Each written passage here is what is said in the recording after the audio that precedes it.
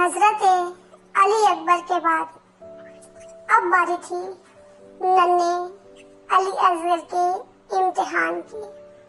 دوستو، حضرت علی اکبر کے بعد امام حسین علیہ السلام خیمے میں تشریف لا کر اپنے چھوٹے صاحبزادے حضرت عبداللہ رضی اللہ تعالی عنہ کو، جو حضرت علی اصغر کے نام سے مشہور ہیں، انہیں گود میں اٹھا کر میدان میں لائے۔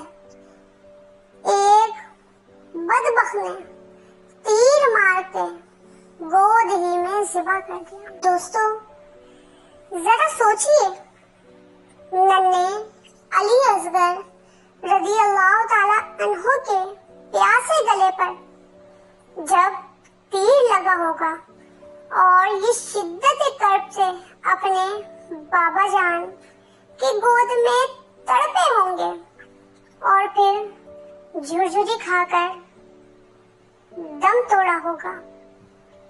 اس وقت جگرے گوشہ بطول رضی اللہ تعالی عنہ سیدنا امام علی مقام حضرت امام حسین رضی اللہ تعالی عنہ کے رنج و الم کا کیا عالم ہوگا۔ یقیناً اس دل دکھانے والے موقع میں امتحان سبھی کا منظور تھا، مگر امام حسین علیہ السلام کا اصلی اور دوسروں کا طفیلی۔ اگر ایسا نہ ہوتا تو ممکن تھا کہ یہ جو صرف امام حسین علیہ السلام ہی کے دشمن اور امام ہی کے خون کے پیاسے تھے، وہ پہلے امام حسین علیہ السلام کو ہی شہید کر دے۔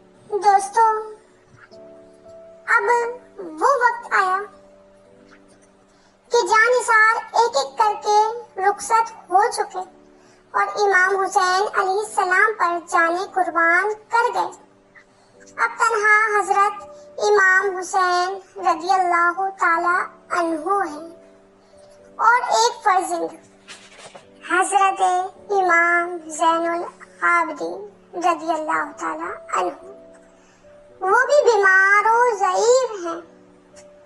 بیماری کے باوجود خیمے سے باہر آئے اور امام حسین علیہ السلام کو تنہا دیکھ کر میدان جنگ میں جانے اور اپنی جان نثار کرنے کے لیے نیزہ ہاتھ میں لیا، لیکن بیماری سفر کی کو بھوک پیاس اور فاقوں اور پانی کی تکلیفوں سے کمزوری اس قدر بڑھ گئی تھی کہ کھڑے ہونے سے بھی بدن مبارک لرزتا تھا۔ اس کے باوجود ہمت مردانہ کا یہ حال تھا کہ میدان جنگ میں جانے کا ارادہ کر لیا۔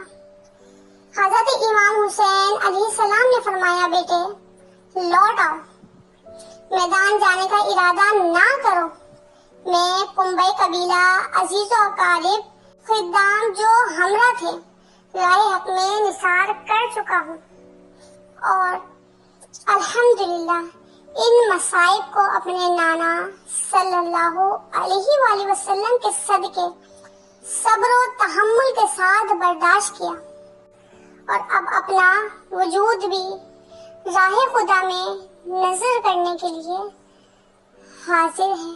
تمہاری ذات کے ساتھ بہت امیدیں وابستہ ہیں۔ اہل بیت کو وطن تک کون پہنچائے گا؟ عورتوں کی دیکھ بھال کون کرے گا؟ میری نسل کس سے چلے گی؟ حسینی سیدوں کا سلسلہ کس سے جاری ہوگا؟ یہ سب توقعات تمہاری ذات سے وابستہ ہیں۔ آخری چراغ تم ہی ہو، تمہاری ہی روشنی سے دنیا روشن ہوگی۔ لخت جگر، یہ تمام کام تمہارے ذمے کیے جاتے ہیں۔ میرے بعد تم ہی میرے جانشین ہوگے، تمہیں میدان جانے کی اجازت نہیں ہے۔ دوستو، امام حسین نے امام زین العابدین رضی اللہ تعالی عنہ کو یہ تمام ذمہ داریاں سونپی اور خود جنگ کے لیے تیار ہوئے۔ قبائے مصری پہنی اور امام رسول خدا صلی اللہ علیہ وآلہ وسلم سر پر باندھا۔ حضرت حیدر کرار کی تلوار اٹھائی۔ اہل خیمہ نے اس منظر کو کس طرح دیکھا ہوگا؟ امام میدان جانے کے لیے گھوڑے پر سوار ہوئے۔ اس وقت اہل بیت کی بے کسی انتہا کو پہنچتی ہے۔ ان کا سردار ان سے ہمیشہ کے لیے جدا ہوتا ہے۔ اہل بیت علیہ رضوان کے گرد یتیمی منڈلائی پھر رہی ہے۔ ازواج سے سہاگ رخصت ہو رہا ہے۔